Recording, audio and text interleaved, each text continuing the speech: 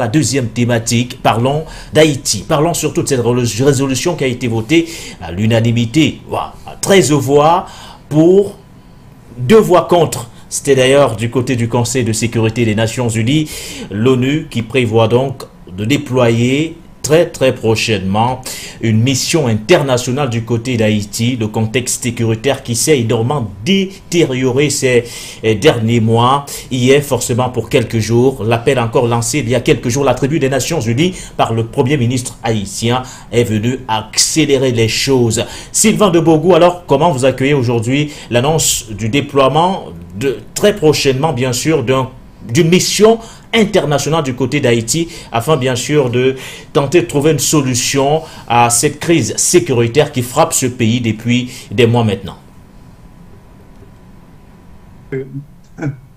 Rien, en tout cas, toute solution, toute proposition, rien n'est tard que jamais. En tout cas, tout ce qui vient pour régler ce drame haïtien est bienvenu, mais en même temps, j'ai toujours des doutes quand on parle de cette république haïtienne. J'ai toujours des doutes parce que on a vu à plusieurs reprises, même si ce n'est pas le Conseil de sécurité, mais on a vu à plusieurs reprises des actions qui ont été initiées pour régler le drame haïtien. Pour régler le drame haïtien qui ne commence pas maintenant, même dans le cadre d'un tremblement de terre, qui a eu lieu quelques années en arrière, qui a eu lieu là-bas. Je pense que le monde entier a cotisé de l'argent. Et cet argent, pour la reconstruction, comme on nous l'a dit, la reconstruction de cette nation-là. Mais à quoi avons-nous assisté? Et finalement, on nous dit que cet argent est perdu, cet argent qui était pris en compte par Chelsea, c'est-à-dire la fille de Bill Clinton, et que cet argent est perdu, comme si c'est une femme qui allait au marché avec tous ses millions dans la poche et l'argent est perdu. L'argent a disparu et personne n'interroge ceux qui étaient chargés de la reconstruction. Vous voyez, et Haïti, encore pour moi, c'est un drame parce que ce pays, la première république des Noirs qui a eu son indépendance, et en janvier prochain qui sera dans sa 220e année d'indépendance, piétine. Mais ici, ce n'est pas un pays pauvre. Alors, on accueille cette nouvelle du Conseil de sécurité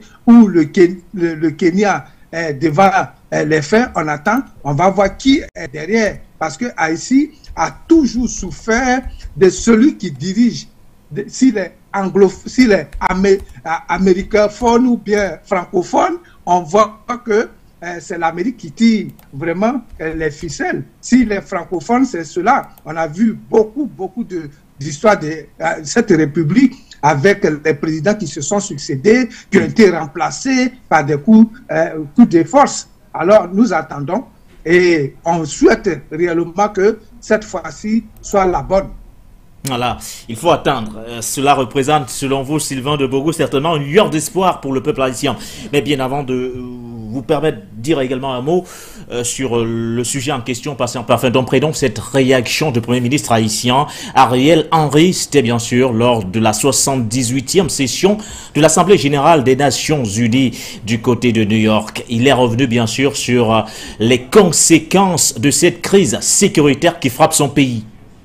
Cette exception m'offre l'occasion, en ma qualité de chef de gouvernement d'Haïti, d'exposer la situation du pays, plongé dans une crise profonde depuis des années, à laquelle je m'évertue à trouver des réponses concrètes et durables. C'est une crise structurelle et multidimensionnelle qui a impacté nos institutions et qui empêche le développement économique et le progrès social.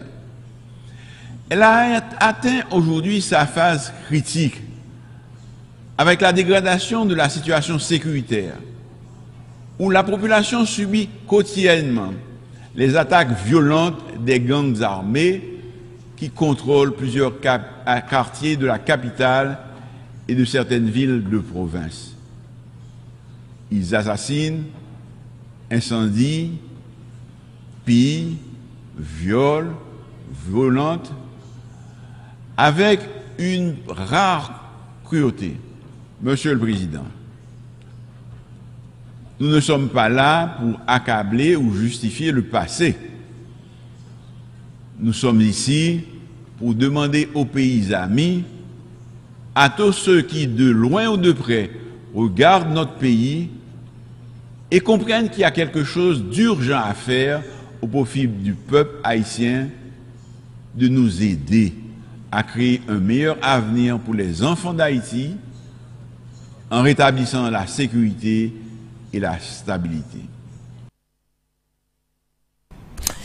Patient Parfait d'Homme, ce tableau tel que peint par le Premier ministre haïtien nécessite-t-il le déploiement d'une force internationale, multinationale, telle que l'a décidé l'ONU, ou du moins le Conseil de sécurité des Nations Unies il y a quelques heures seulement? Je pense que pas seulement pour l'Afrique, pour le monde noir en général, oui, la question d'Haïti reste pire qu'une plaie béante dans notre conscience collective. Et je dis que la réaction du monde noir en général n'est pas à la hauteur de du symbole que représente Haïti pour nous. Pourquoi vous parlez de réaction de l'homme noir en général? Pourquoi vous basez sur quoi concrètement pour parler de cette réaction, Patient Parfait d'Homme? Vous savez, nous occupons vos plateaux pour... Vous ne sentez pas les Africains suffisamment impliqués? Mais non. Ou du moins intéressés par ce qui se passe en Haïti? Non. La libération de notre continent devait commencer de manière prioritaire par la libération d'Haïti. En Haïti et en même temps notre totem de victoire, mais aussi notre tendon d'Achille qui prévoit ce qui peut arriver à l'Afrique et à certains de nos peuples demain si nous continuons de suivre le même schéma tracé par les autres pour Haïti, parce que c'est les autres qui ont mis Haïti là. Je vous rappelle que le dirigeant haïtien qui fait aujourd'hui la fierté de tout homme noir à travers cette planète, Toussaint Louverture, non seulement il a été une valeur en termes de capacité de résistance, mais aussi en termes de directives de combat pour notre souveraineté indiquées par lui. Mais vous ne pouvez pas vous imaginer qu'à l'heure où nous parlons, le corps de Toussaint Louverture est toujours aujourd'hui en France, enterrés, ces ossements sont toujours enterrés en France aujourd'hui. Vous ne pouvez pas comprendre que plus de 200 ans après leur indépendance, Haïti avait continué à payer un impôt pour sa libération, pour son indépendance, entre guillemets, à la France. Vous ne pouvez pas comprendre, tout à l'heure le Premier ministre l'a dit, et il dit ce n'est pas un rapport à l'histoire qui est important. Je dis oui, c'est de là que vient le problème d'Haïti. Il parle des urgences, il parle clairement de la situation. Je suis d'accord, vous ne pouvez pas comprendre l'essentiel de ces urgences si vous ne faites pas un lien avec le passé haïtien.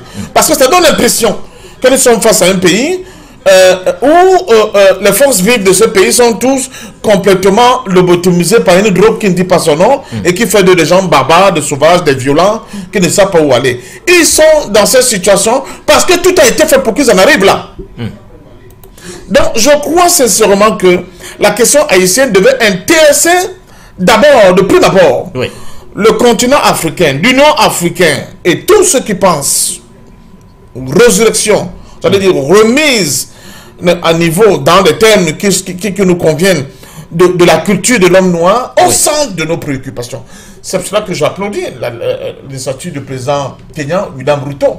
De porter cette mission. De porter cette mission. Oui, le Kenya qui cette mission, c'est la première étape qu'il faudra d'abord mettre en avant pour tenter de recommencer à construire, à organiser, n'est-ce pas, une paix relative, mais surtout une capacité pour le peuple haïtien de redéfinir, n'est-ce pas, les leviers de ce qui pourra nous permettre enfin de jouir de sa victoire bicentenaire sur le monde des ténèbres. Et ça, si nous avons passé ce symbole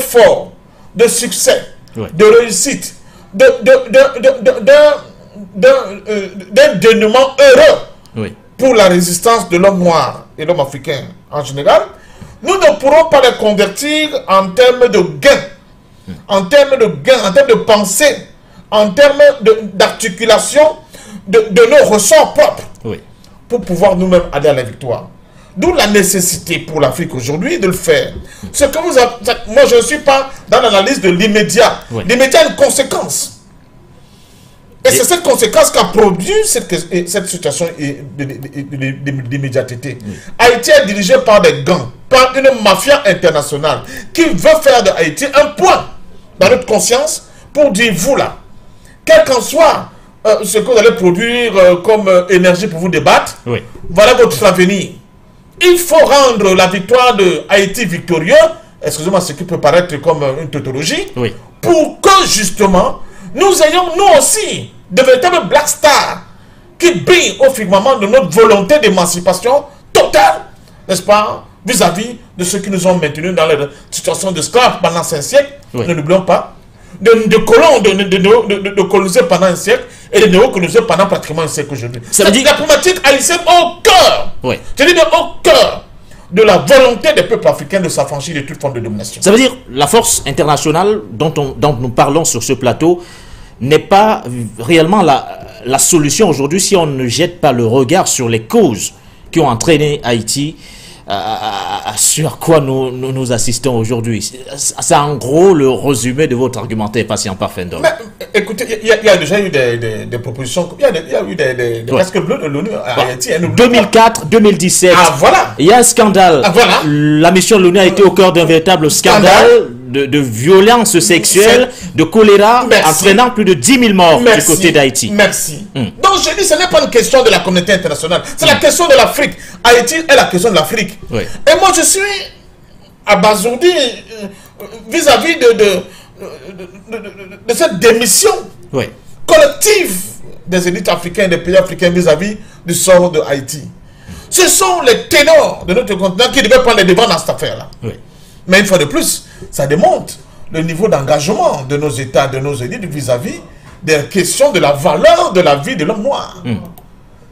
De la valeur de notre propre culture. De la valeur de notre propre civilisation.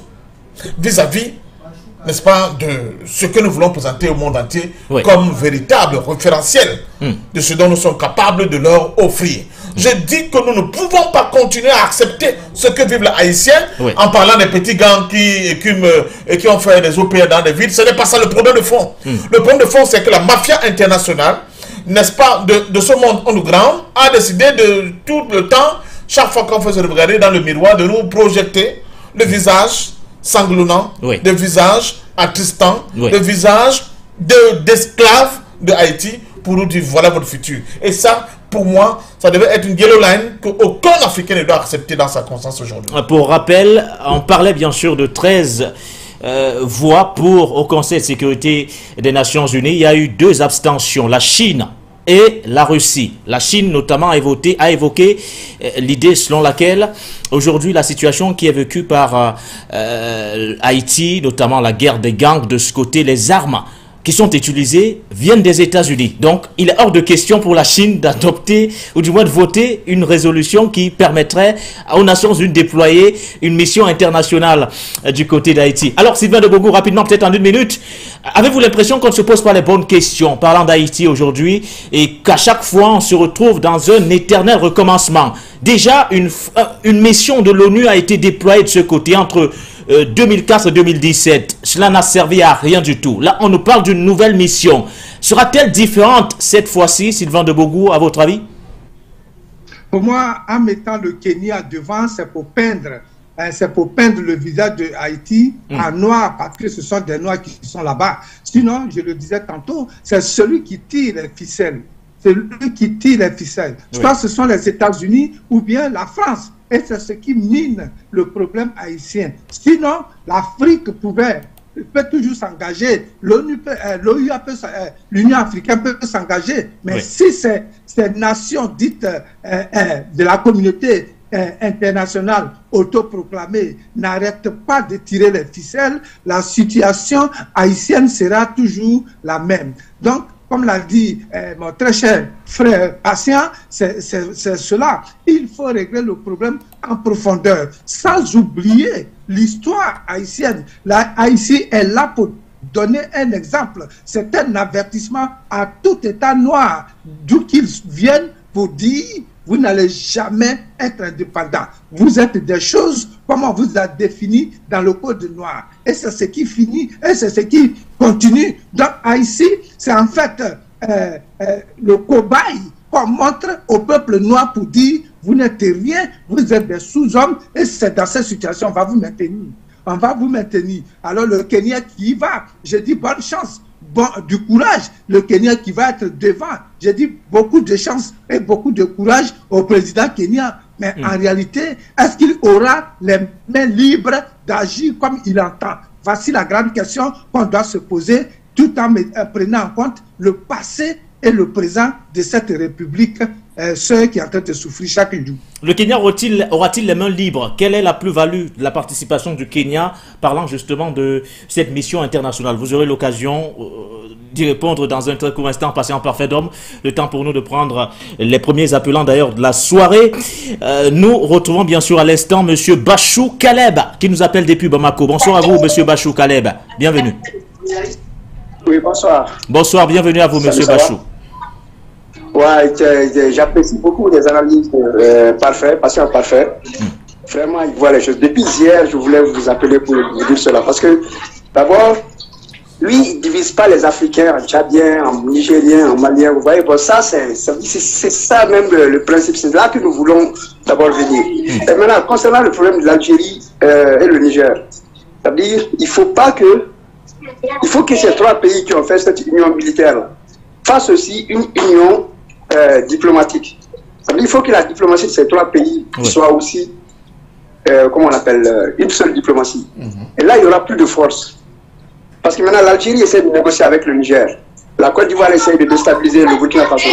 Tel ou tel essaie de déstabiliser le Mali. Vous voyez, c'est-à-dire, c'est cette union-là qui fait mal. Donc, il vaut mieux pour ces trois pays de vite s'unir de manière diplomatique et que rien ne se passe avec le Niger, avec de l'extérieur, sans passer par le Mali et le Burkina Faso. Là, vraiment, vous allez voir que les choses vont changer très vite. Voilà. Parce qu'une union militaire, ça ne suffit pas. Merci. Ah, merci. Merci à vous, monsieur Bachou Caleb, depuis Bamako au Mali. Je pense qu'on va rester au standard pour prendre... Le signal se coupe, monsieur Bachou, mais je pense que le message, il est clairement passé. Merci à vous, depuis Bamako. Nous sommes suivis, énormément suivis du côté du Mali. Alors, bonsoir à vous, bienvenue.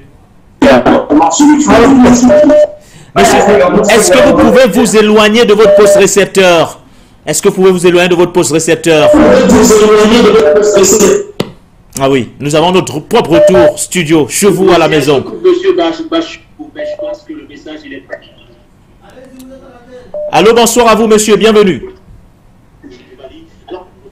Vous m'entendez? Nous vous recevons parfaitement. Vous appelez comment? Moi, je m'appelle David. Ah, monsieur David, bienvenue, vous êtes sur For You Media Africa. Oui, bonsoir, j'espère que vous allez bien. Super bien, merci. Oui, bonsoir, mon grand frère Patient Parfait d'Homme. J'espère qu'il va bien aussi. Écoute, vous savez, moi j'ai toujours dit, l'Occident est raciste. Si le noir n'a pas compris que l'Occident est raciste, qu'on essaye encore d'avoir quelque chose avec eux, l'Occident est raciste, particulièrement la France. La France, c'est le pays le plus criminel que le monde n'a jamais connu. Si la France n'était pas un pays raciste, un pays comme la Pologne, un pays comme l'Italie, qu'est-ce que ces pays-là rapportent à la France par rapport à ce que l'Afrique rapporte à la France? Si la France est si la France fait partie des 3 ou des 4 pays qui détiennent plus d'or au monde, pas parce que la France, sous son sous-sol, il y a quelque chose là-dedans. Il a pris en Afrique. L'uranium, la France a pris en Afrique. C'est parce que la France est un pays raciste. Il préfère prendre en Afrique, aller partager avec ses frères européens. C'est ça que les gens n'ont pas compris. Parce que normalement, la France devrait travailler uniquement avec les Noirs. Parce que c'est la Première Guerre mondiale. Ce sont les Noirs qui sont venus défendre la France. La Deuxième Guerre mondiale, ce sont des Noirs qui sont venus défendre la France. La France, c'est un pays raciste. Les Africains n'ont pas compris encore. Vous savez, mon frère Patient Parfait d'Homme, j'aime bien quand vous intervenez. Parce que ce soit sur cette média, que ce soit sur Afrique Média, vous essayez toujours de recadrer certains panélistes pour que les choses puissent être correctes. Parce que nous ne sommes pas des médias mensonges comme ce qui se passe en Afrique, comme on appelle en France. Tu vois, patient parfait, j'aime bien ce que vous faites. Parce que des fois, vous mettez les gens sous les rails. Dès qu'ils dévient, vous essayez pour que les choses puissent être dites clairement. Nous ne sommes pas là pour mentir. L'Africain est dans la vérité. L'histoire est pour l'Africain.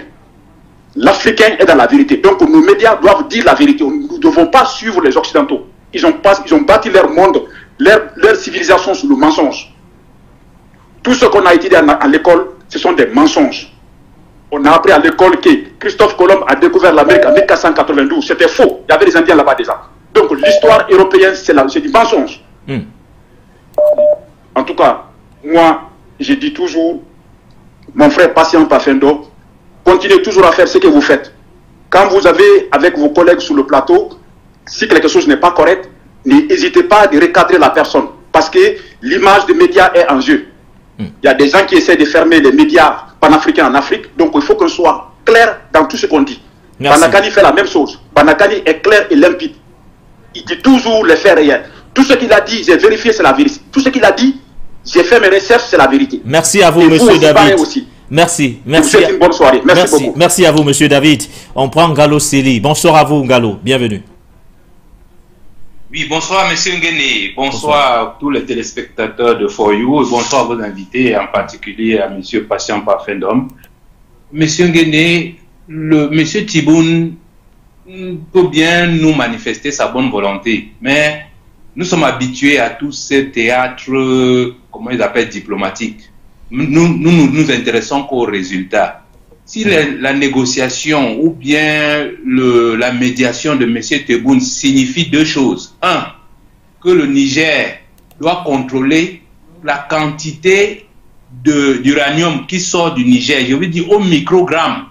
Si le Niger peut contrôler au microgramme la quantité d'uranium qui sort du Niger, ça sera une bonne chose. Deuxième chose, que ce soit qui voudrait acheter l'uranium du Niger, doit l'acheter au prix du marché. Point. Si ces deux éléments-là sont bons, ce que c'est la bienvenue. Le reste, sinon, il faut circuler, il n'y a vraiment rien à voir.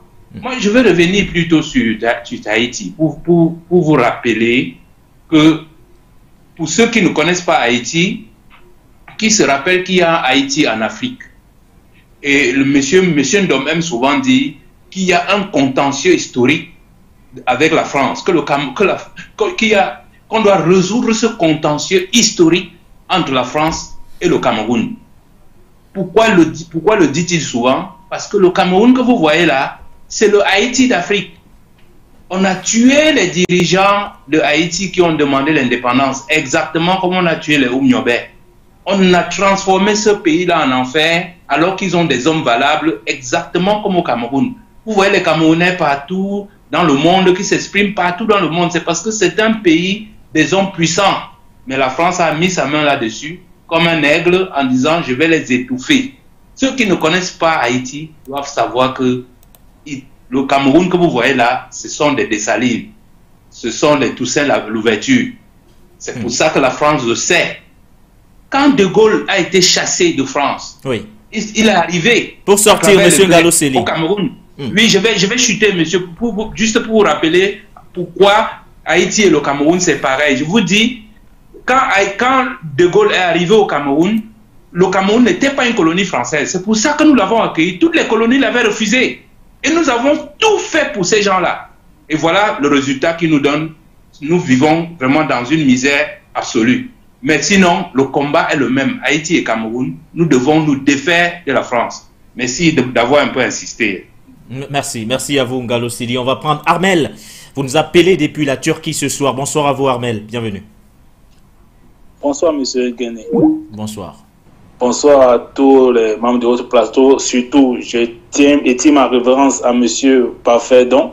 C'est un illustre panafricaniste. On ne le présente plus aujourd'hui. Je suis très fier de ce qu'il fait. Je souhaite qu'un jour, quand je vais arriver au Cameroun, j'aurai l'occasion de le rencontrer. Je salue aussi monsieur Sylvain.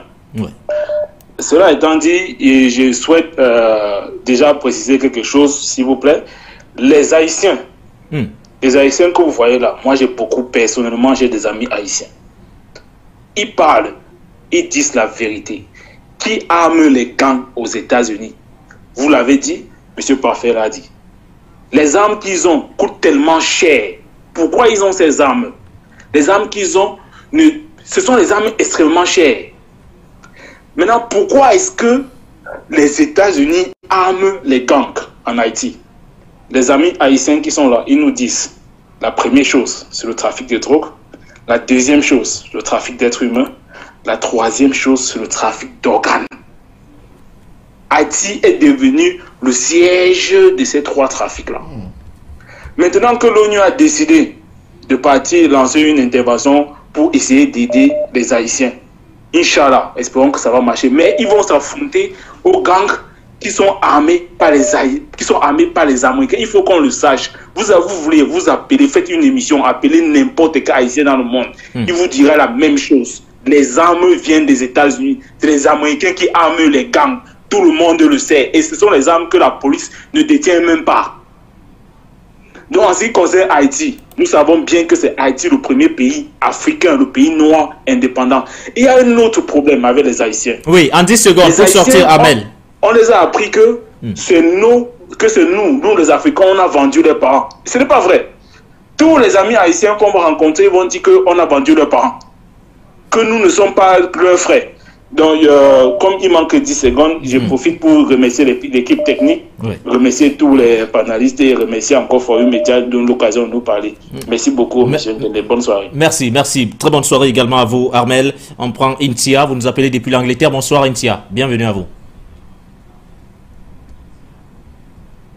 Est-ce que vous nous recevez, Intia? Bonsoir. Est-ce qu'il est là à la réalisation? Est-ce que monsieur Intia est là? Sinon, on passe à quelqu'un d'autre. Allô, monsieur Intia, bonsoir. Alors. Allez-y, monsieur Intia, vous avez 30 secondes.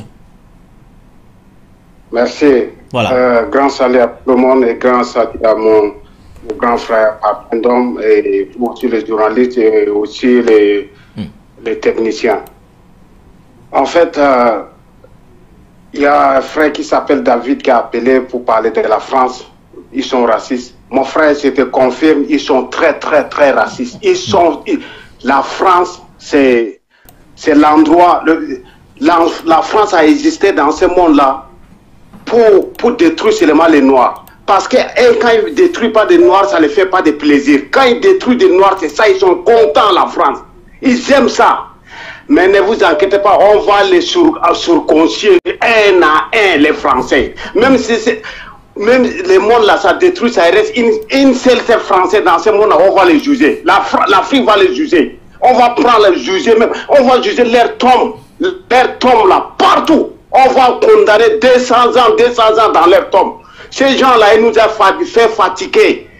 Le problème du Cameroun que vous avez dit, un frère de Cameroun qui dit Cameroun c'est comme Haïti là. Ne vous inquiétez pas, quand il y a un panafricaniste qui va prendre Cameroun, on va juger les Français. Ne vous inquiétez pas. Ils n'ont pas mis la main sur le Cameroun. Ça va changer. Les gouvernements ils vont partir, les pays vont rester. Cameroun là, les enfants de demain là, ils vont juger la France. Même si ça reste qu'une seule personne. Oui. La France, on va les juger. Merci. On va juger. Donc, voilà tout ce que j'ai à dire. Bonsoir et puis bon courage à tout le monde. Merci, merci monsieur Intia. Nous prenons monsieur Gallo, pardon, je dis monsieur Sidi qui nous appelle depuis le Bénin. Vous avez 30 à 45 secondes monsieur Sidi. Soyez bref, vraiment bref. Bonsoir à vous. Bonsoir à For You Télévision. Bonsoir à tous les milliards de téléspectateurs de For You. Mes respects à Patient Parfait Ndom. Merci beaucoup Patrick pour tout ce que tu fais. Pour aller très vite, comme le veut mon cher frère Nguéné. Vous voyez, l'Algérie est en train de nous surprendre. Moi, particulièrement, si l'Algérie est capable de laisser du côté de Kidal, que les terroristes rentrent jusqu'à présent pour embêter le Mali, l'Algérie m'inquiète. La position de l'Algérie m'inquiète. Vous n'êtes pas sans savoir que l'État, qu'on appelle les États du Sahel, l'union là de l'État, quand Gourma est né, on ne peut pas parler seulement au Niger aujourd'hui. Il faut aussi voir les voisins. Pourquoi l'Algérie ne fait pas ça? L'Algérie devient de plus en plus un État bandit. On ne peut pas le dire encore, mais je suis en train de vous dire, l'Algérie devient un État bandit, voyou. Maintenant, de l'autre côté, pour Haïti, j'ai peur pour le président kenyan, parce qu'il risque de quitter le pouvoir plus tôt que prévu. Puisque les bandits, les gangs qui sont de l'autre côté risquent de tuer les soldats là-bas. Ce terrain-là, ils ne le maîtrisent pas. Et il est en train d'engager les troupes là. Quand ils vont tuer nos Africains de l'autre côté, il verra de quoi il est capable. Malheureusement, je n'ai pas beaucoup de temps pour une télévision, un overview of the world. C'est Dieu qui est fort. Nous gagnons ce combat. Merci à vous, Monsieur Sidi. Je pense qu'on va revenir. On va revenir. Nous avons à peine 2 minutes encore à passer ensemble. On va permettre à nos invités chacun de dire un mot, un tout dernier mot sur la thématique. Patient Parfait d'Homme, je vous l'ai promis, avant que nous prenions les appelants. La plus-value aujourd'hui pour le Kenya, se retrouver à la tête d'une mission pareille, une mission internationale, est-ce un risque pour le président kenyan? Ou alors, il y aura forcément une plus-value, ou du moins, c'est qu'une mission symbolique qu'on donne au Kenya aujourd'hui. Quel est votre regard justement sur la position kenyane parlant de cette force internationale? Au-delà de cette initiative, il faut écouter le président William Ruto sur beaucoup de problèmes qui sont des espèces de casseroles que l'Afrique continue de traîner aujourd'hui. On sent son cœur battre pour notre continent. On sent son cœur battre pour le peuple noir. Donc, aller au secours de l'un des symboles forts de la résistance du monde noir, quel qu'en soit ce que cela puisse coûter au président William Ruto, c'est un acte à saluer. Et je dis qu'au-delà de Kenya, du président William Ruto, tous les pays africains devraient avoir à cœur de régler cette question-là. L'Union africaine ne peut pas avoir un sens si Haïti continue d'être dans la situation que nous connaissons. D'ailleurs, il y a des propositions qui avaient été faites pour faire d'Haïti l'un des membres de l'Union africaine. Haïti est observateur actuellement de l'Union africaine. Il n'y a pas d'Union africaine sans l'indépendance, sans la quiétude, sans, n'est-ce pas, une paix relative au niveau d'Haïti et un processus, n'est-ce pas, de développement pour ces frères-là. C'est pas possible. C'est Haïti qui est notre miroir. C'est un symbole très fort, c'est notre étoile, n'est-ce pas, qui brille, qui doit briller plus que jamais haut dans le firmament de nos consciences. C'est très important. Moi, je crois donc que... En 10 secondes, pour sortir, patient Parfait d'Homme. Ne souhaitons pas quelque chose de dramatique au président William Ruto, même s'il faut prendre en compte les remarques de nos téléspectateurs qui sont vraies. Mais je dis, comme c'est pour l'Algérie tout à l'heure, chaque fois que l'Afrique peut énoncer de manière authentique, de manière endogène, des propositions pour résoudre les problèmes qui se posent à notre continent, moi je serai toujours partant. Il faut toujours les saluer. Soutenir, voilà. Alors, votre mot de fin, Sylvain de Bogo, aujourd'hui, c'est vrai, certains téléspectateurs ne se sont pas montrés trop emballés sur cette initiative, mais surtout sur le fait que le président William Ruto soit porté à la tête de cette mission, mais l'initiative en elle-même, il ne faut surtout pas la négliger. Oui, il faut toujours des initiatives qui peuvent régler un problème, et surtout lorsqu'il s'agit d'Haïti, qui est vraiment, comme on le dit, le symbole de l'indépendance des Noirs. Et moi, je souhaite que le président William lui-même, qu'il prenne toute disposition avec ses frères africains au niveau de l'Union africaine pour que son action soit vraiment bien chargée, bien lourde pour aller régler le problème haïtien.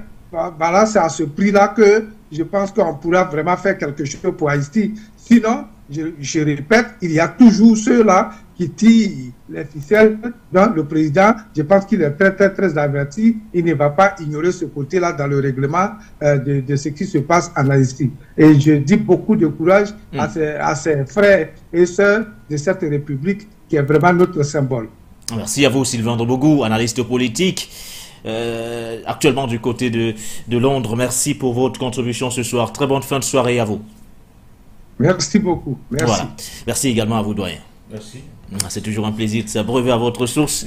Patient Parfait d'Homme. Merci à de nombreux téléspectateurs, auditeurs, pour ceux qui nous ont pris en relais sur la 96.3 FM. Merci à tous nos télé-auditeurs sur For You, sur Facebook, pardon. For You Média Africa chaque fois sur Facebook ou encore sur YouTube. C'est un véritable plaisir d'être des vôtres. Pour remplir bien sûr cette mission, on ne doit absolument pas faillir. On se doit de remplir notre mission. Voilà donc qui met un terme à cette nouvelle édition du Point sur l'actualité. Merci également à l'ensemble de l'équipe de la réalisation. Portez-vous bien dans quelques instants. La grande édition d'Inform. N'oubliez surtout pas de vous abonner et d'activer la cloche de notification pour ne rater aucune de nos prochaines vidéos.